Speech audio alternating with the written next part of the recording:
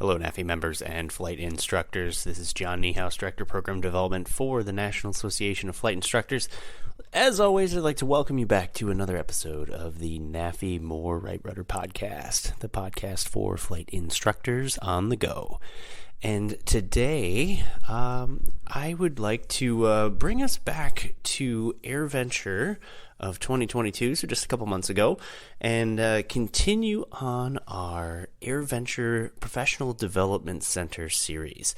Now, if you're not familiar, and we've released a few of these so far already, but we had over 30, I think it was 32 presentations in the Professional Development Center tent at AirVenture, and these were presented by some of the most amazing individuals, instructors, NAFI members, professionals, business owners, industry leaders that you could possibly imagine. And they presented some really, really great information and courses.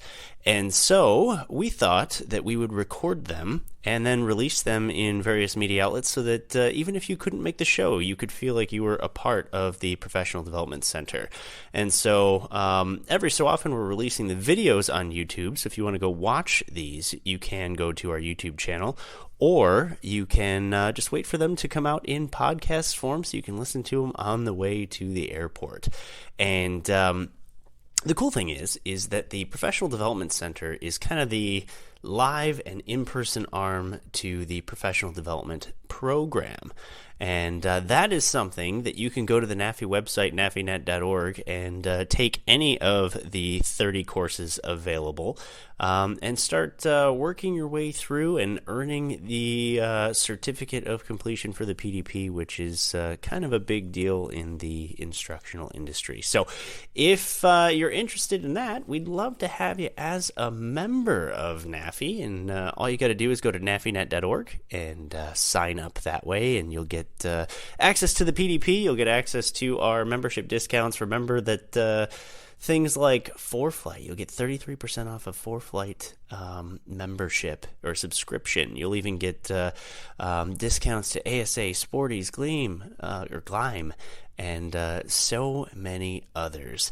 And the course that we're going to talk about today is Higher and Faster: High Performance in Complex Airplanes, presented by Philip Mandel.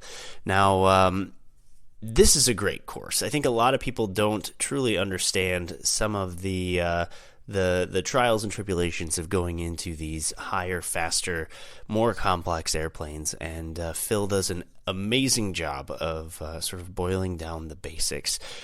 He has been a FAASTeam Rep of the Year. He's owned some airplanes. He's been an instructor for a long time, and he's just an all-around amazing presenter.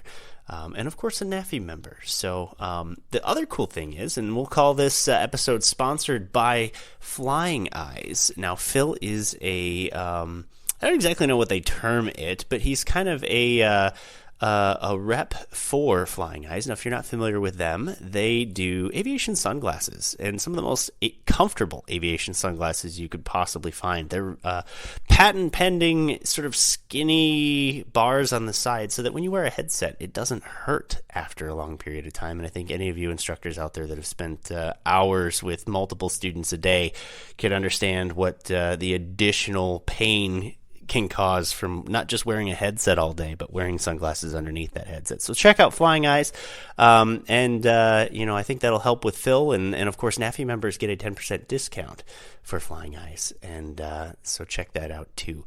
If you're not subscribed to this podcast, we are approaching our 51st episode with this one right here.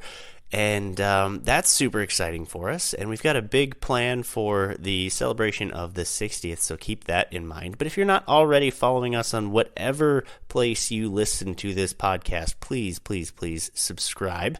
And maybe tell your friends. The more subscriptions we get, the more of these things we can do, and the more cool things we can do with it.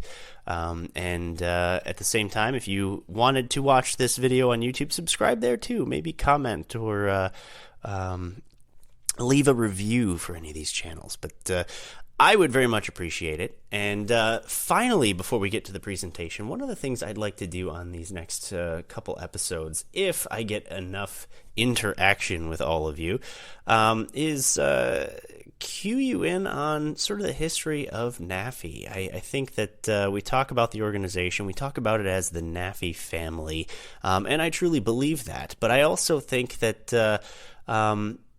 the best way to get you all to understand how close and how important the association is and the members are is to sort of better understand the organization as a whole. So if you have questions, if there are things about the organization that you want to know, certainly within reason, so keep that in mind. But please send me a message at jniehaus, that's JNIEHAUS at nafinet.org. And I'd like to take an episode or two and just answer your questions and make sure that you know what the organization's all about and what we do and why we do it and why our members are so important, why our members are so amazing, and why we are able to do the things that we do, and maybe even ideas of what you'd like to see us do in the future. So remember, jniehaus at nafinet.org, and we'll see if we can't put together a cool episode on the sort of history of NAFI and all of that. So anyways, without further ado, higher and faster. High performance and complex aircraft with Philip Mandel.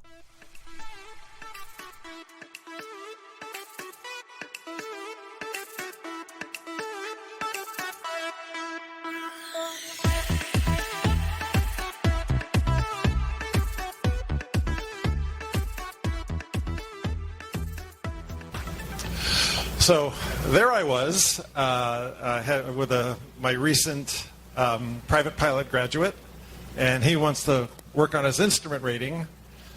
He became partners in this beautiful Turbo 182. There's a club of 10 or 12 pilots. So in order to instruct in that, I needed to get a checkout by one of their instructors, satisfy insurance and so on. So I talked with that instructor, and he told me what we were going to do, and a little tiny piece of me, the ego, said, I don't need all that. I've flown turbos and retracts and all this other stuff. It's like, okay, I'll jump through the hoops just for you, and really just so I could instruct my student and make some money. And then my super ego, I don't know about this stuff, but took over and said, shut up, you're not that good. You're just another instructor. Take the training, maybe you'll learn something. I learned a lot. So that's why when I saw somebody post on a Facebook group, my instructor took me up for 3 takeoffs and landings in my new high performance yada yada, and that was it. So I don't know, at least half of you are instructors. What do you think of that? I see a lot of head shakes. That's kind of what I said. So I thought, okay, let's talk about this and try to make a little more sense out of it. I'm from the camp that if we make it easy for the student, we are not doing our job. We need to make them love it and come with us and feed them as they're able to chew. But just making it easy for the sake of doing them a favor, I'll put it another way. My primary instructor, whom I wish I could reach today, I can't find him. I would kiss his hands and feet and thank him for what he gave me. He went way beyond what was the PTS at the time, and that saved my life, all the extras that he did. If you come to my Power Loss at 300 Feet seminar on Thursday, or watch my Mentor Live that I did on in January, I think. Anybody seen that one? Power Loss? Okay, watch it or come to my seminar. You need to see that. So I survived that because of him. There's no question. So challenging them to the extent that they can absorb things, I think, is our job. That's just my opinion. So please not just 3 takeoffs and landings. Interestingly, I had dinner last night. I don't know whether to stop when there's noise or not. I'm half deaf. I can't hear anything anyway. Dinner last night with a fella who said he's a pilot and owns a pressurized Huff and Puff. What's that called? 337 Cessna. Skymaster, thank you. And his son is also a pilot and was recently checked out in a complex aircraft. So Dad was endorsed for complex. And so Dad was flying with the son and just started asking questions because Dad is obviously an experienced pilot with a pressurized retract twin. So he said, how was the checkout? And the son goes, oh, it was easy. And Dad said, what'd you do? And he said, well, we just did a half an hour in a complex aircraft. I'm ready to cry. So let's see if we can really prepare people for every possible contingency, just like we do in primary training, right? You might lose the engine here, you might get lost, all kinds of interesting things might happen. That's our job. Okay. So first the regs, you instructors I'm sure all know this, 6131, where you need to do fancy stuff if you're going to get a type rating and so on. Germane to this presentation is the additional training required for operating complex airplanes, and ditto for high-performance airplanes, and that's the rest of 6131. So let's figure out what high performance and complex means. Believe it or not, the term high performance is not defined, at least not in 61.1, which is just this whole list of definitions. It's simply sort of parenthetically defined in the 91 in the regulation that says that you need an endorsement. So it says except as provided in paragraph F2, and by the way, F2 is the one where you're grandfathered if you had logged pilot and command time before that date. So if you weren't grandfathered in, then you have to you can't act as pilot and command of a high performance airplane, parentheses, an airplane with an engine of more than 200 horsepower, or close parentheses, unless that person has received and logged ground and flight training. What kind of training? Ground. Not everybody does ground training, okay? So like that half-hour thing, I don't think they did any ground. Ground and flight training. I would recommend if you do these checkouts, go in the back of the logbook where there's a place to log ground time. A lot of times we forget to do that. We get busy talking and like, oh, let's go fly, and we just did an hour of ground but forget to log it. It needs to be logged because you have to satisfy this reg. So ground and flight training and one-time endorsement. So that's high performance. Complex is defined in 61.1. I don't know why they didn't just put high performance in there as well. And as you know, the definition for purpose of this seminar is the fully complex, which is controllable prop, gear that goes up and down, and flaps that go up and down. Similar language in that part of the regulation, whereas the person may act as pilot in command unless they're grandfathered in, unless the person has received what kind of training? Ground and flight training and a one-time endorsement. So here's a question for you. Can you read this from back there? I know there's glare, and I don't know if I got the type big enough. Thank you. Okay, so you got a single-engine airplane with a Lycoming 0360, 200 horsepower. Is it high performance? Why not? It has to be 201 horsepower, right? This is, government works by setting a limit, and that's like you can't vote till 18 or whatever. Like this, there's got to be a number. This is how government works. So that's the way it is. So if that high performance checkout with 3 takeoffs and landings, if the person had been flying a 200 horsepower airplane and now is flying a 220, maybe that was appropriate. In general, I think our little head shakes were right on, that usually it's going to take a lot more than that. So here's a question. Same situation, same airplane, and that the airplane was, the engine was designed and rated for 200 horsepower, but it dynoed at 210. Is that a high-performance airplane? I don't know. I don't know if I would count on it. I don't know if FAA would buy it. I don't know if an insurance company would buy it. I don't know. Be cautious with that. That's all I can say. I don't know the answer. Check with an aviation attorney. Call the AOPA. I don't know. It's an interesting question. So I'm recommending that don't take that for granted. That's a maybe. Okay. Twin-engine Piper Apache, like the one I used to own, total of 320 horsepower. Is it high performance? Not unless one of them was 210 and the other one was like 100, the rest of it. Correct, because at least one of them has to be over more than 200. Okay, here's a good one. The airplane is a 220 horsepower, fixed gear Cessna Cutlass. PIC is under the hood. The safety pilot is appropriately rated, single engine land and current medical and so on, but not endorsed for high performance.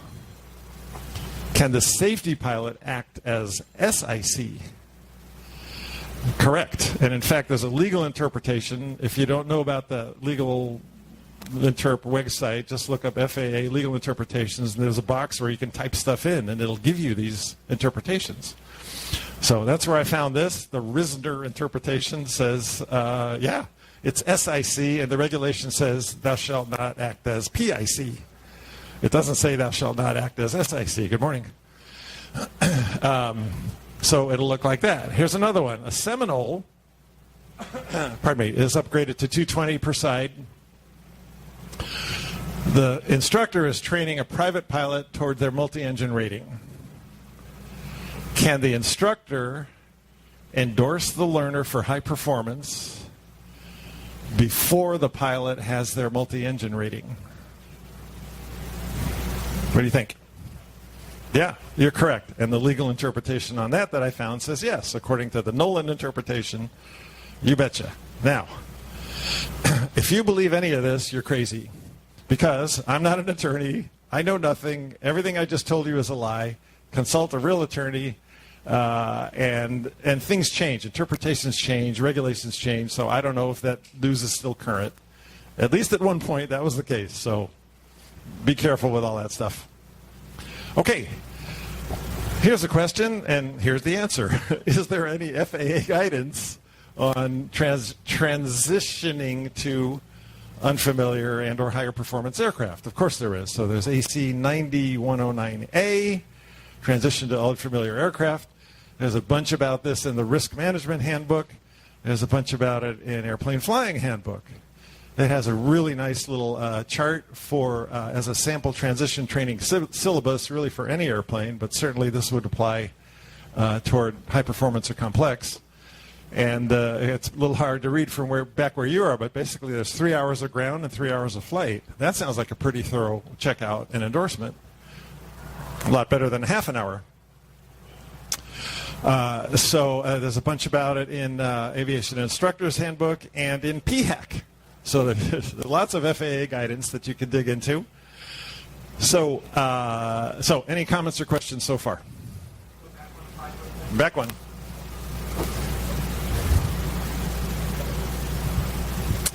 Cleared for takeoff? Thank you. Okay. All right. So, yeah. Wasn't there a change a while back where complex did not have to be retractable just because there's so few retractable airplanes being built? The original definition of complex, to the best of my recollection, is airplane of more than 200 horsepower or all the complex stuff. In other words, high performance was, or the other way around. They were both called high performance. It was all one lumped into one thing. And then the preamble that I read recently said FAA realized that that a lot of times those are getting separated. People are putting big engines in simple airplanes. So we need to separate that out. So that created high performance and complex as two different endorsements. I don't think complex, I don't know what it used to be, if complex used to be different. Complex term has to be retractable landing gear. It has to be retract, yeah. Can somebody log, who doesn't have an endorsement, log piloting command for the purposes like sole manipulating the controls of the airplane single engine land? That's a great question. What do you think? Yeah. Go ahead, Brian, say it again. Can, if there's two private pilots, one has the endorsement, they're taking turns flying, the other private pilot doesn't have the high performance endorsement, can they log it while they're sole manipulator of the controls? Can they log PIC without an endorsement? No CFI. That's a great question, and I've discussed it at length with one of my Twin Oaks instructors, and we have a conclusion. So what do you think? So his question was, one guy is PIC, can the other one log PIC time during the time he's manipulating controls? This guy would have to be under the hood or something like that, because if one's acting as PIC and you're both VFR. One's just sole manipulator controls. Sole manipulator. I'm letting my son, private pilot, fly the high-performance airplane. I'm Right. a private pilot. Can he log the time so he can build time for insurance? Gotcha. I think the answer is yes, because he's not acting as PIC. He's just sole manipulator, and he is rated single-engine land or appropriately rated for the aircraft. Karen, do you have a different opinion? I can't hear you, but not if that was good. That's the whole question. So the question is, two private pilots, and can the private pilot, one has a high-performance sign-off endorsement, the other does not, but he's pilot for airplane single-engine land. Can he log sole manipulator PIC even though he doesn't have the endorsement? Okay, that's what Okay. I've not gotten an answer on this. So Okay, thank you. yeah, well, say yes, only if a second in command is required, which means this one's under the hood. If you're both VFR, there is no SIC. Use the mic, please. Use the mic, please. There's a couple of sets of rules you're talking about. How you put something in a logbook Right. is different from who's in charge. Correct. Right?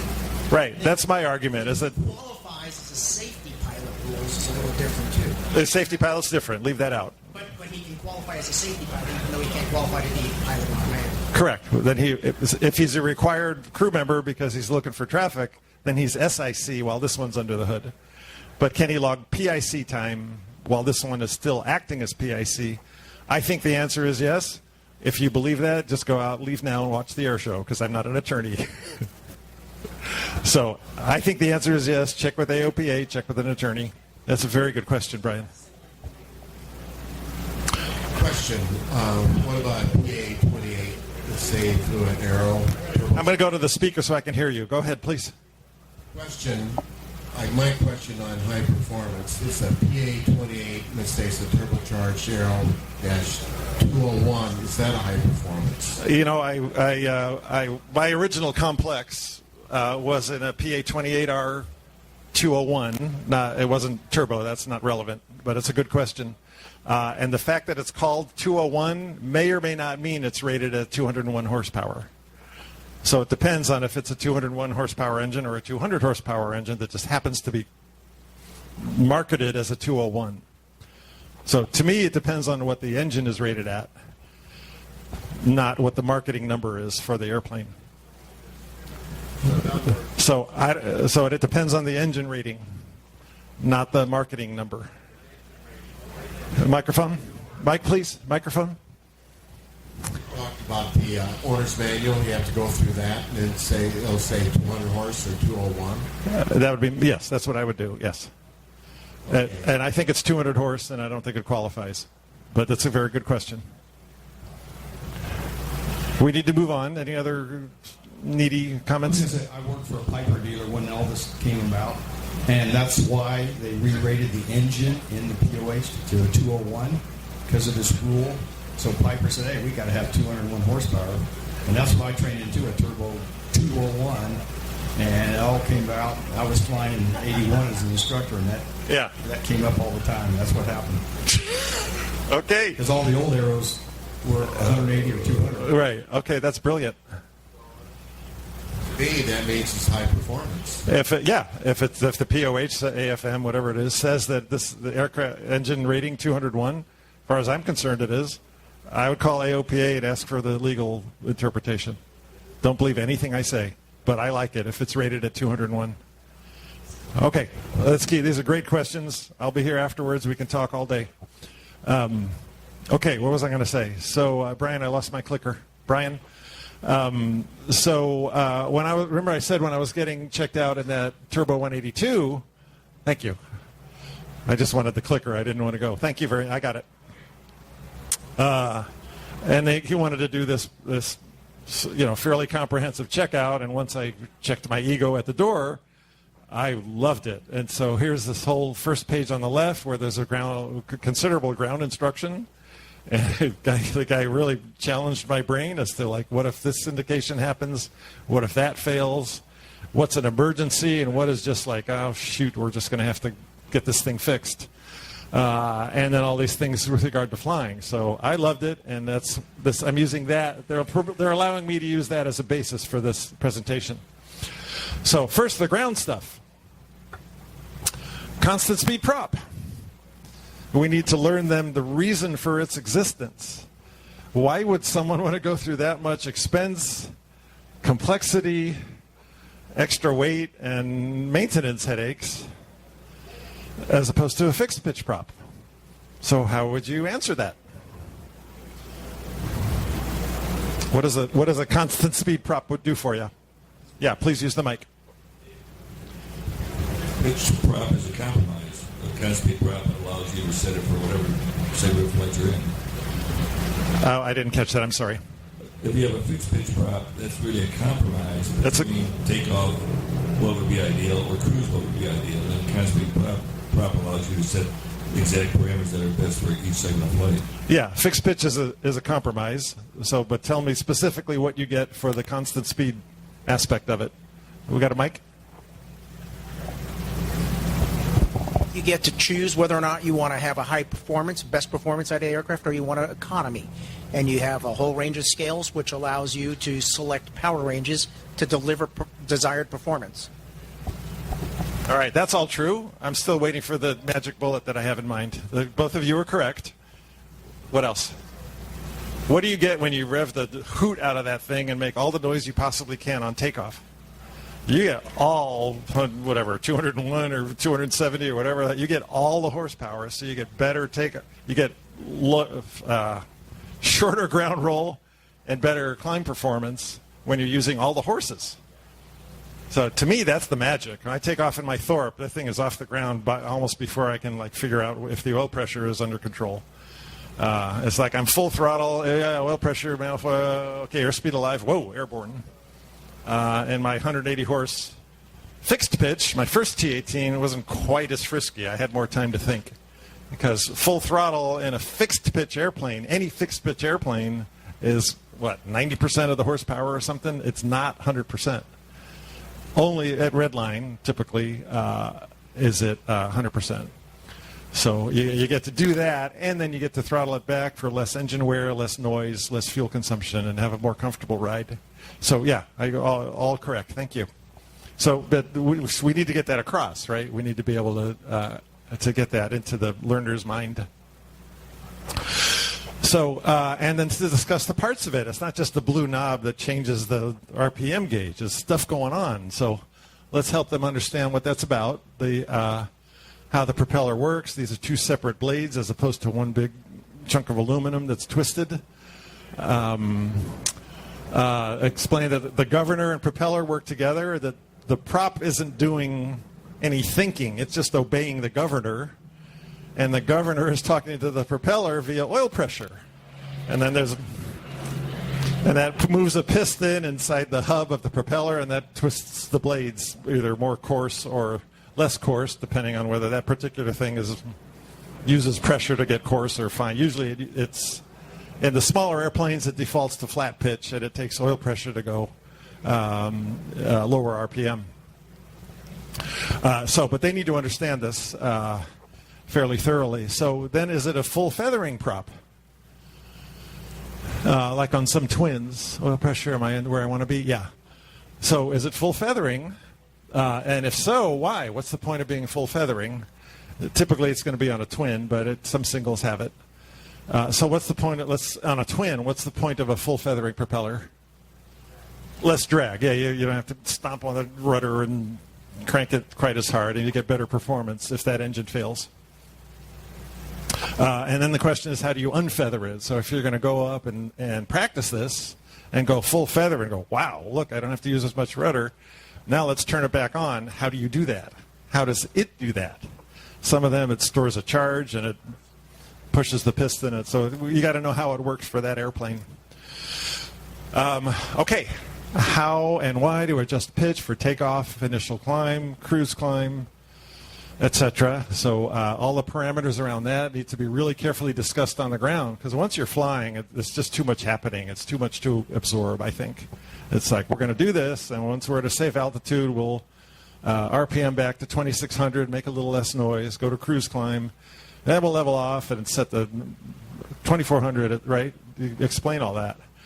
And then what to do before landing. At what point, why do you want to be full forward before landing, which is what? In case you need to go around, or actually in case you get low and you really need to goose it temporarily. But yeah, mainly it's to prepare for a go around. And when do you want to do that? Which is an interesting question, because you don't necessarily want to redline when you're still kind of motoring in on the 45, making all that noise. It's just not necessary. But if it will prevent you from forgetting to do it on final, maybe you should do it. So all that needs to be discussed in advance. It's like doing a FUMPS check, all right, fuel, undercarriage, mixture, prop. So if you skip doing the prop while you're doing the initial pattern entry, are you going to remember later on? Are you going to remember put the gear down at the right? So you got to work this out with the student, the learner, as to how to reason that out and establish a procedure that they're going to do every single time to make sure they never forget. Okay, pre-flight. A pre-flight on a constant speed prop is a tiny bit different. Mainly you're looking for what as opposed to a fixed pitch? Oil, yeah. So I feel behind my propeller blade, feel if there's any wetness coming out, if those seals are starting to leak, because since that thing is full of oil and controlling the propeller blades with oil pressure, that seal someday is going to start to leak and ooze and oil's going to come out and you're going to go, oh, look, I get to spend more money. Okay, pre-flight. Failure modes. How can a constant speed prop fail?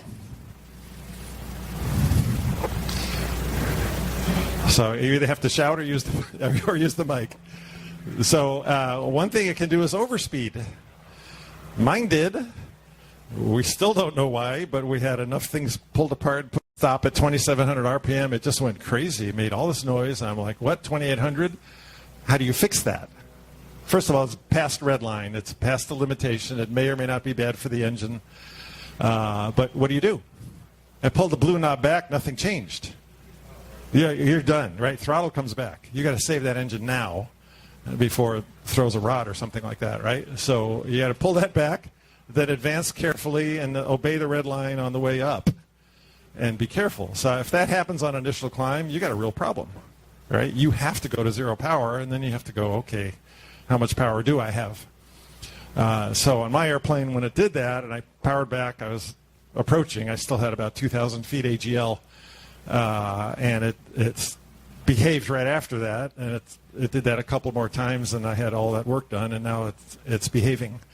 But that can catch you by surprise, and you got to fix it right away before the engine just self-destructs. Although some mechanics will tell you, you know what, that engine's rated for 3,500 horsepower, so like relax. But I don't know. It's a red line. Red lines mean something, so let's obey the red lines. Okay, any questions or comments on that?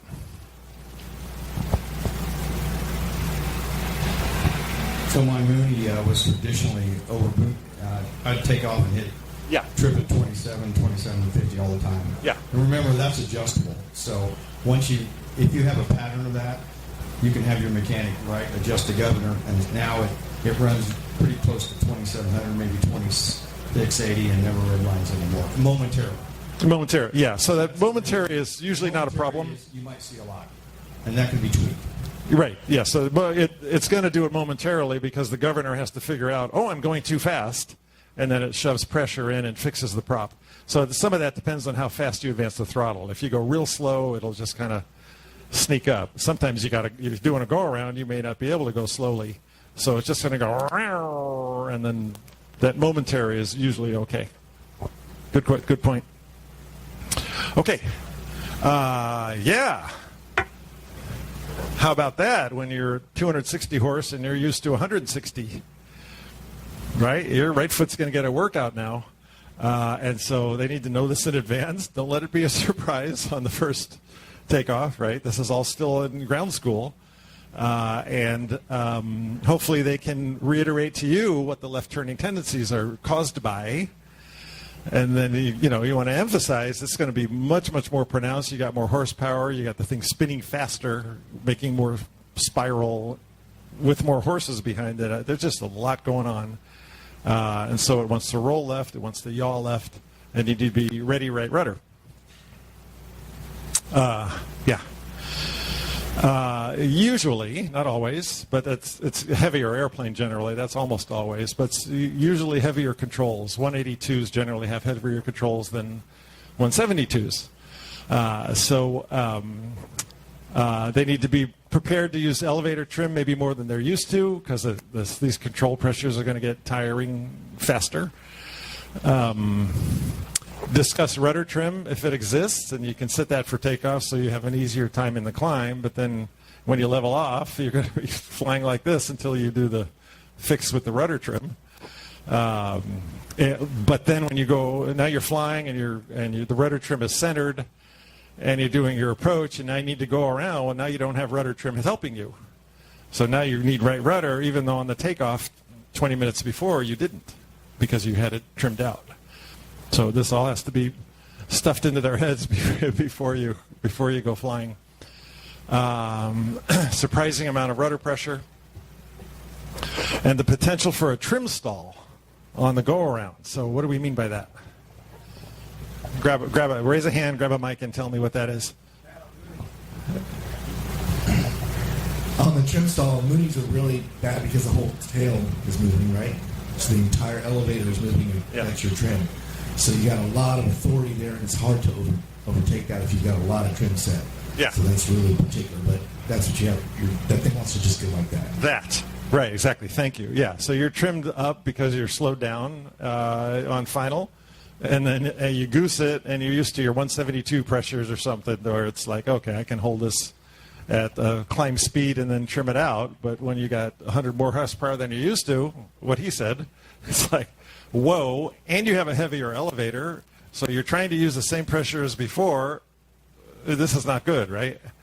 So they've got to be absolutely ready for that. That on a go-around, more right rudder or more right rudder, shove the dang thing forward to maintain proper climb attitude, and get around to trimming when you can. But make sure you do some push-ups or whatever, bicep curls with your left arm, and be ready for that. Yeah. Thank you. Wait, I got to know your name. You're awesome out there. David, thank you. One of the things that, if you're 200 versus 201, but if you start really stepping it up, on a go-around, and this is what I teach, and this, call a lawyer, there's no requirement to go full power either. It's just a simple go-around. Okay. You don't have to jam the throttle up in a high-performance airplane every time. Usually you get it up to where you know it'll climb. All you're doing is climbing away safely from the ground. Good. You're not flying at 152. Right. Where, full throttle's probably it in the summertime, right? Yeah. You don't always have to go full power, and I try to emphasize that. And right. I practice that at different power settings. I said, look, don't turn this into an emergency. Right. It's just a go-around, and you got all the power in the world if you do it right. Perfect. Good. Thank you. Appreciate that. Thank you. Okay. Who's speaking? I had a student lose the jack screw in a 182 in level flight. And she's about 90 pounds, and she was having an awful time trying to control the airplane going up into the stall. Yeah. And on the radio, at that time we had flight service yet. Somebody at flight service come along and said, cut your power back, fly at 70 miles an hour, not 120, and see what happens. At 70 miles an hour, it's fully controllable. Yeah. Okay. And no trouble whatsoever. So if it happens, it can happen in level flight as well. If that horizontal tail, you must pull the 182. Know the story. So that also happens in level flight. Okay, good. Thank you. Perfect. Great. Thank you very much. Okay. As usual, I'm going to run out of time because I talk too much. But I hope this is valuable for you. Okay, good. All right. Manifold pressure. They've never seen that before, right? Like, what is that all about? So we get to teach them that, and hopefully teach them that manifold pressure is the result of suction that results in the leftover pressure in the intake system. intake manifolds. If you keep calling it manifold, that'll solidify that. So here's a question. So once we get to pre-flight, we might have time to talk about it, but in case I forget. So how would you pre-flight the manifold pressure gauge? Can you pre-flight the manifold pressure gauge? What should it say? We're at 1,000 feet here, let's say, and the altimeter setting is 3000, let's say. What should it say sitting on the ground with nothing running? No. We're 1,000 feet up. 300000 is the barometric pressure at sea level, and we're 1,000 feet up. The barometric pressure, the altimeter setting is the barometric pressure corrected for altitude. So we're 1,000 feet up. 30 inches is 1,000 feet underground. So to say 29, within, they're never that accurate when they're the analog ones. You're lucky if they're within half an inch. But pre-flight that and explain what that means. That's the pressure in there because that's the pressure everywhere. Now you start the engine, and what happens? What are the cylinders doing? Right? They're sucking air in through the manifold, and so you're going to be reading that suction now. But the gauge says pressure, so that's got to get sorted out. Okay. So what will the manifold pressure read on the ground, etc.? Why is there a maximum on a non-turbo engine? There's not going to be. On a turbocharged engine, there's got to be a red line, because that's what the engine is rated for, right? Manufacturer says this is safe at 40 inches. Don't overboost, and if you do, pull it back right away, because the engine's not designed for that. Okay. I got to skip some things. And you might want to talk about how the turbocharger works, explain whether it's a manual or fixed manual or automatic wastegate. That's a big deal. If it's manual, what do you got to do when you're throttled up for takeoff? I'm sorry, if it's a fixed wastegate. What happens if you just jam full forward? What's the turbocharger going to do? Blast as hard as it can. So you're controlling it to redline. That's your job. If it's an automatic wastegate, it should stop at the red line. So now you're really just verifying it. You just shove it in, and it stops at 40 inches, let's say. And if it stays there, you're like, good. The automatic wastegate is working. Okay. Oh, look, underboost.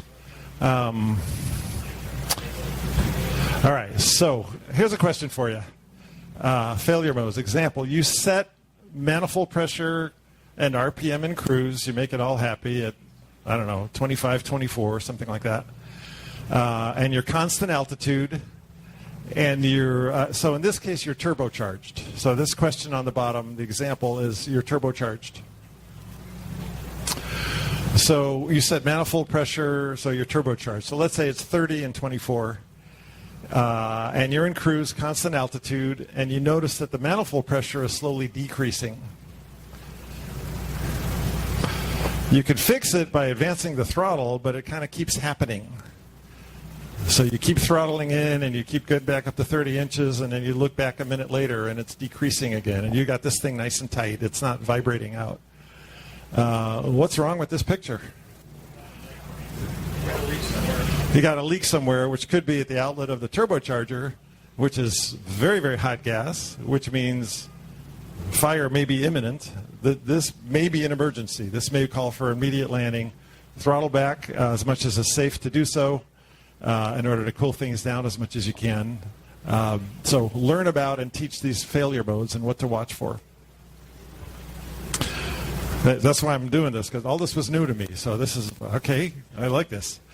And I think this PowerPoint can be accessed. We'll have to wait till Loretta or Karen can verify that. But okay, so in a lot of these engines, the power changes more slowly than you may be used to, even if you try to move it because of the harmonic damper, which is at the end of the crankshaft, and that's to absorb torsional loads so it doesn't resonate itself to death.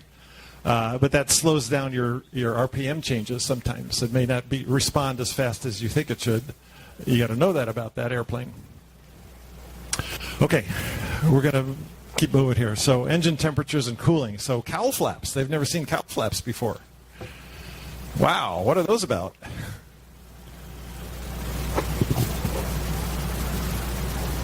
Yeah, cool, right. So yeah, high throttle, when you're at relatively low airspeed and high power, you open the flaps to let a lot more cooling air flow. And then when you're at altitude, why close them? To keep it warm and go faster. You can, some airplanes, you gain 10 or 15 knots. Actually, in one of the Moonies I fly, that's turbocharged. When they finally remember to close the cowl flaps, I'm sitting there with the smug instructor face. All right, when's the guy going to get around to this?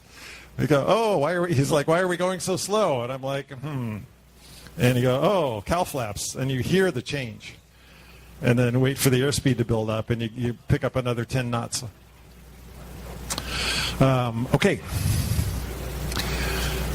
Weight and balance could be more complicated. You got more stations to deal with. You may have multiple fuel tanks with multiple arms. So you got to babysit your center of gravity more carefully.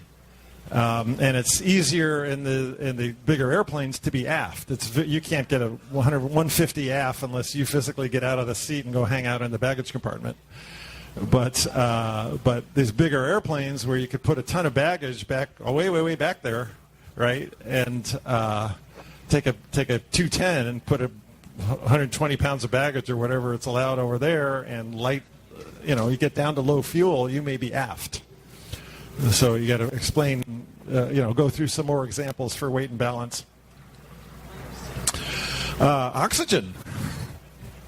Oxygen is good.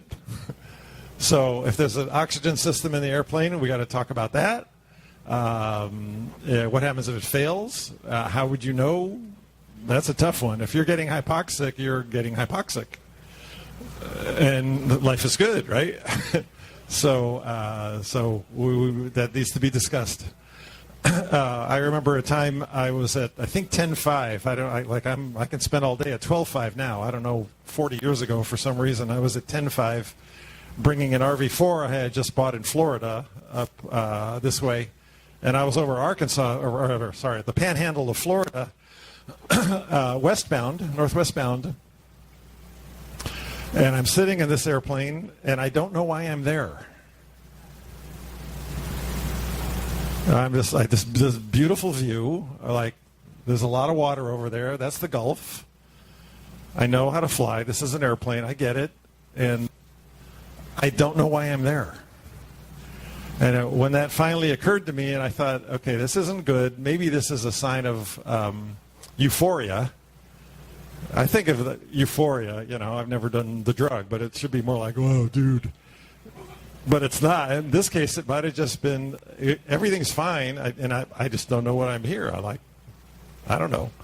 So I thought, okay, well, there's probably something I should do about this because I'd like to know why I'm here. Okay, hypoxia, maybe I should descend. I get down to 8,500 feet and I'm fine.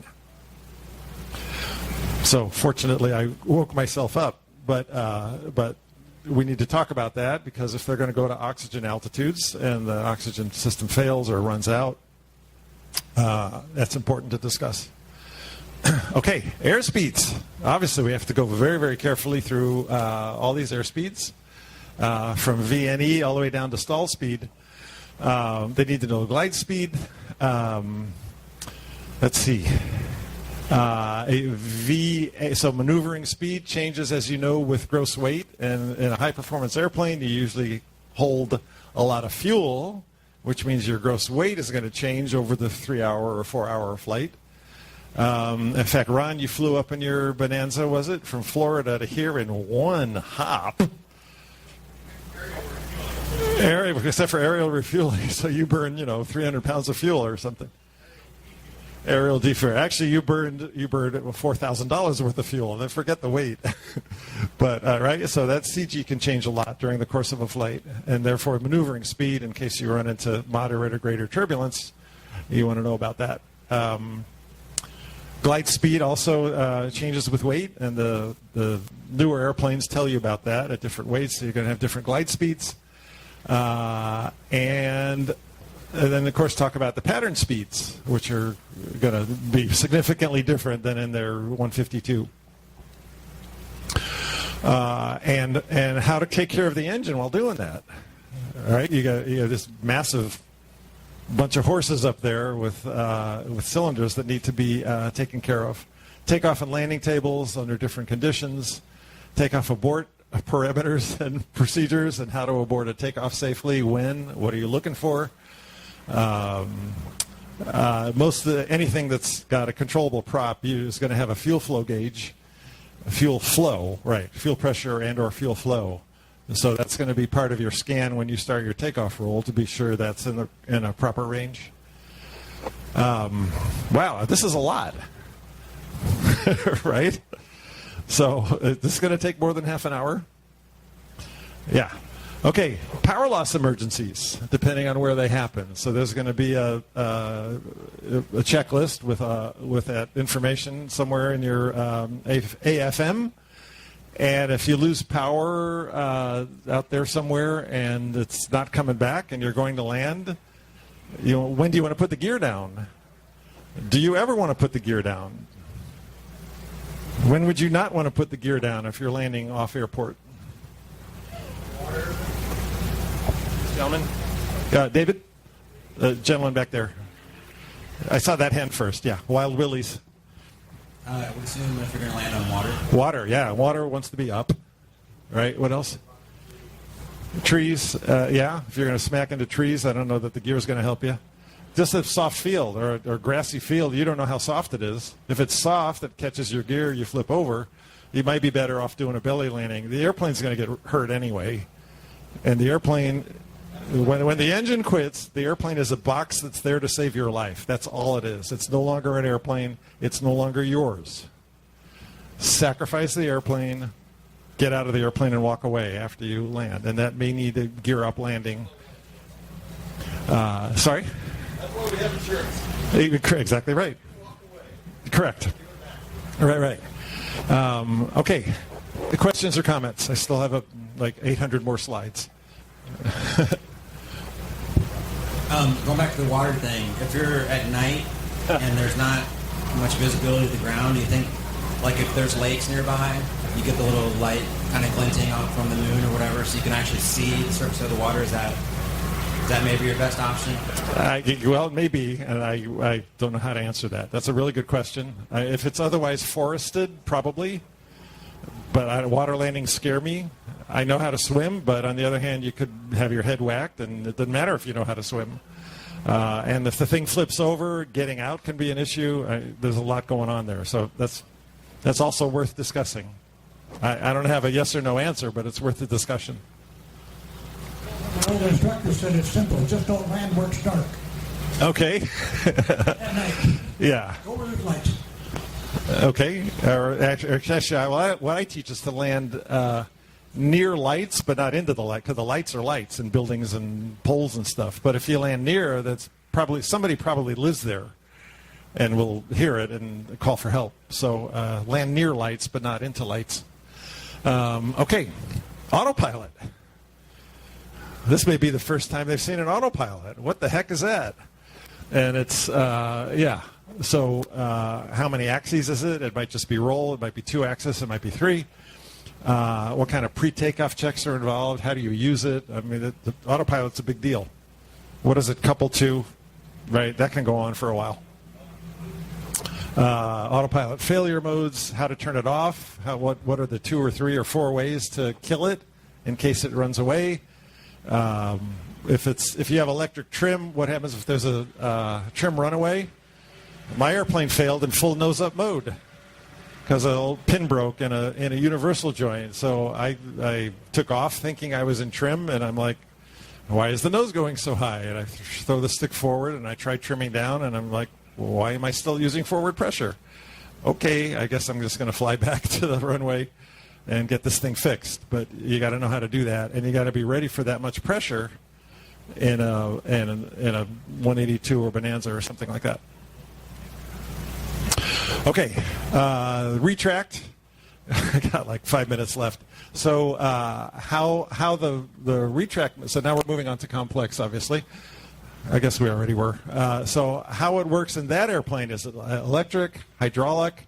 Are you lucky enough to have a Mooney with the Johnson bar? And are you strong enough to operate it? That thing takes some I can't do it with my left hand. I'm right-handed, and if I'd have to let go of the wheel and get both hands on it.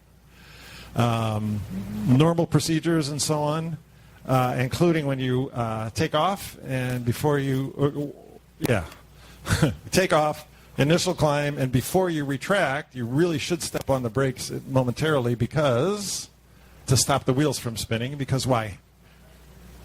Yeah, because the diameter goes up when they're spinning, right? It's spinning rubber out, and they can get stuck.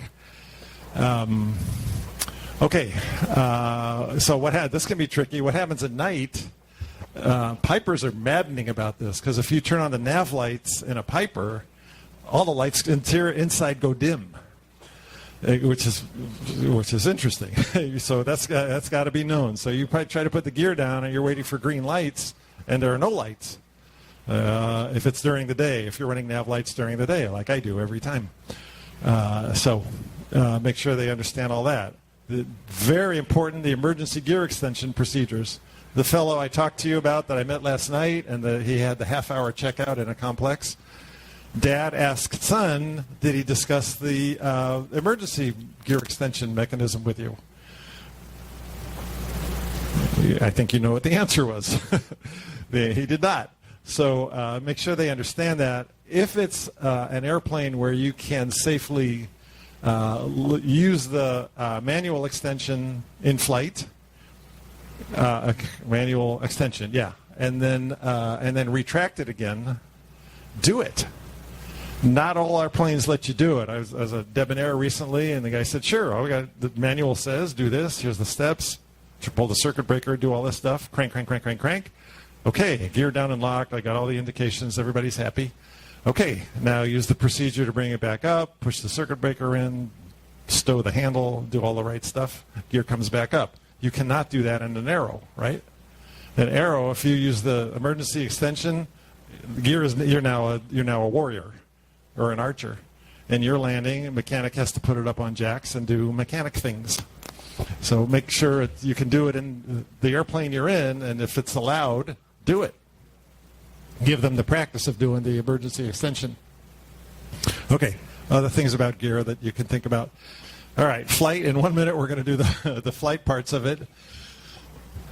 Was there a question? Okay. So differences between the pre-flight, differences between this aircraft and training aircraft, whatever they may be, constant speed prop, check for leaks. Is there anti-icing or de-icing equipment on this thing? Every normally aspirated airplane has an anti-icing feature. What's that called? It's a little black knob. Actually, pitot heat. That's not everyone. Some have pitot heat, but everyone has what? It's a knob. You pull it. A carburetor heat, right? Okay, good. So this airplane may have more involved stuff on the wings or the prop. Pre-flighting the landing gear. Right? There's more than just brakes to look at. There's that whole big well up there where you want to check for cracks and leaks and things. Speed brakes, if they exist. One of the Moonies I instruct with, I love that. Speed brakes are a gift from God, I'm telling you. So I love speed brakes. The oxygen system, if it's there. Flight deck management. Rock. So flight deck management with all this extra stuff here, and like being able to know where the manifold pressure and RPM and fuel flow. It's a much more complicated cockpit than it used to be. Alternate static. If it's an injected engine, fuel injected, that's going to have alternate air. What does that mean? It's not heated air like carburetor heat, but it's a different source of air. Okay, audio panel may be more complex. Hot starts. Do you use the boost pump for takeoffs and landings, or is it just there for high altitude? That's not cavitation. What's it called? Where the fuel gets, air bubbles get stuck? Vapor lock. Thank you. I always call it cavitation. Vapor lock. So, if someone's used to flying a Warrior or the 140, that the electric fuel pump is on for all takeoffs and landings because it works in parallel with the mechanical fuel pump. So you have fuel flow even if the mechanical one fails. Other engines, the Mooney and some of the bigger Cessnas, if you turn on the boost pump for takeoff and climb, the engine will stop. So you got to know precisely how to use it and when in that airplane. And then also talk about hot starts. That's particularly for injected engines. Engine management. See why this takes so much ground? Right? There's just a lot going on. So you may have a complex indicator like this. And you get, if it's turbocharged, you get to talk about turbine inlet temperature and compressor discharge temperature. Oh my gosh, how do you lean it? Do you lean to EGT? Do you lean to TIT? So there's a bunch of stuff going on. Takeoffs and climbs. Then when you get to flying, you want to make sure you go through all the a lot of different flying scenarios, basic maneuvers, steep turns, slow flight, stalls, emergency procedures, approach and landing, after landing, securing the airplane. So I hope you teach this way if you have anything with a retractable gear, or actually anything, because someday they'll be flying a retractable gear airplane. And I know some DPEs that if you're on the runway and you reach up to change a frequency or with the flaps, you just failed, which I think is correct. Your hand stays on the throttle, your other hand stays on the wheel, you slow the thing down, get off the runway, and stop.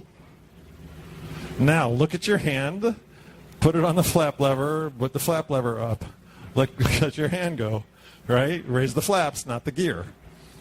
Am I telling the truth? Okay.